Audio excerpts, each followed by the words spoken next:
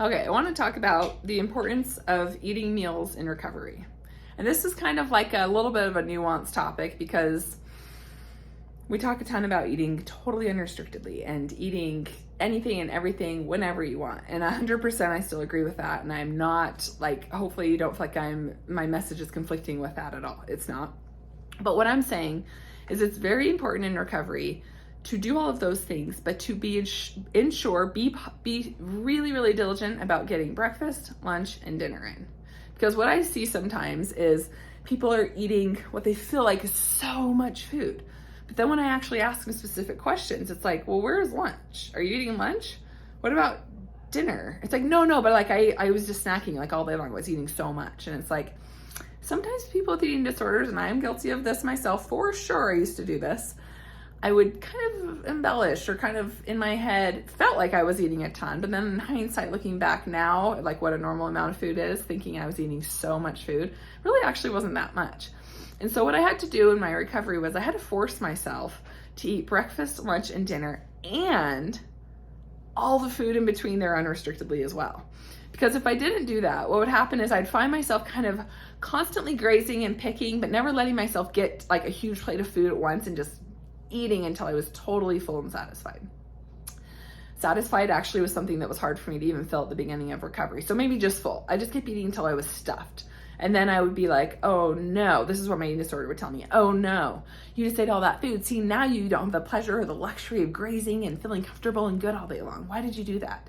And I realized that was a very eating disordered way of thinking. And so I knew then I needed to be sure that I was having breakfast, lunch, and dinner. But then also when my mental hunger started chiming in very soon after a meal, I had to let myself eat, even though I was pretty full, right? And if I was too stuffed to eat, I'd just give myself a little bit of time. It didn't take a lot before I felt like I could eat again.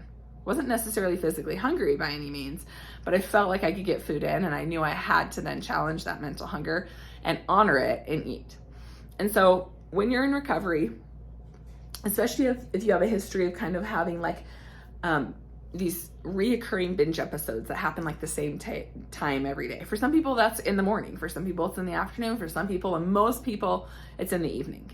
And they complain about this binge eating, how scary it is, and they don't know why they just keep binge eating. And then I kind of start like dissecting their day and asking more specific questions. And it's like, well, I had a yogurt and fruit for breakfast.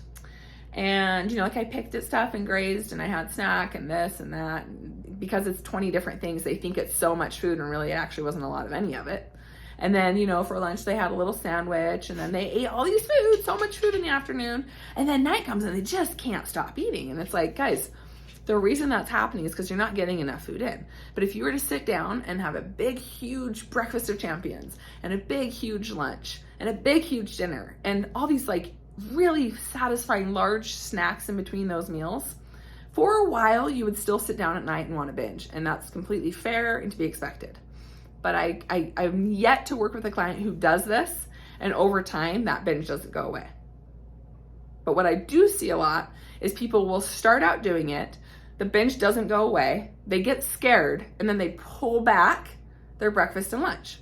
They start cutting things out because they're like, see, I ate so much last night. This isn't working. I surely need to eat less during the day because I can't keep eating this much and eating this much at night.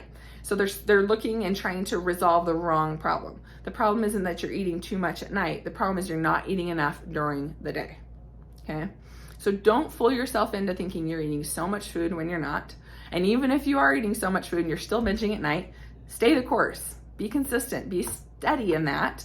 And know that at some point, and I'm not going to promise you time, I'm not going to say in a week's time or a month's time, I don't know, it might be longer, could be longer, probably will be longer. Eventually, you will not have primed your body to want to binge anymore because you'll have been eating so much earlier in the day and it won't be that enjoyable. And you won't get that positive feedback that you do at night when you start eating.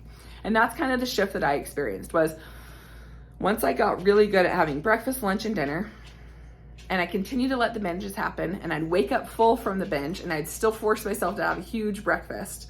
And I kept doing that over and over and over again. What happened was I'd sit down for that binge at night, and I'd suddenly literally have no interest in some of that binge. Like I had this, set thing I would eat every night, all these, 5 or 6, 7, 10 different things, whatever it was.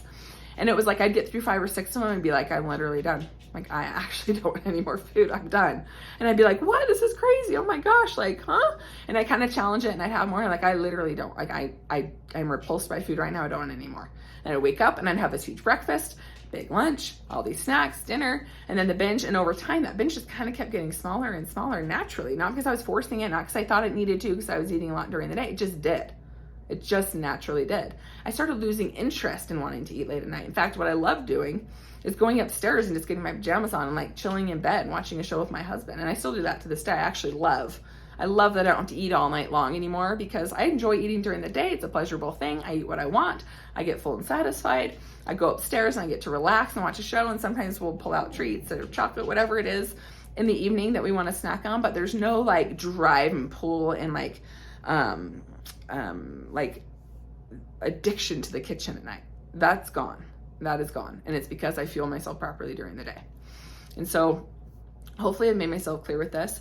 Don't skip meals. And I've heard before, well, if I eat breakfast, lunch, and dinner, then I feel like I don't have the luxury of snacking during the day because then I feel like I won't be ready for the next meal. What do you mean by ready is what I asked them. What do you mean by ready? Like completely empty in your stomach? Because you're right, you won't be. But you'll probably still be okay and able to eat a meal.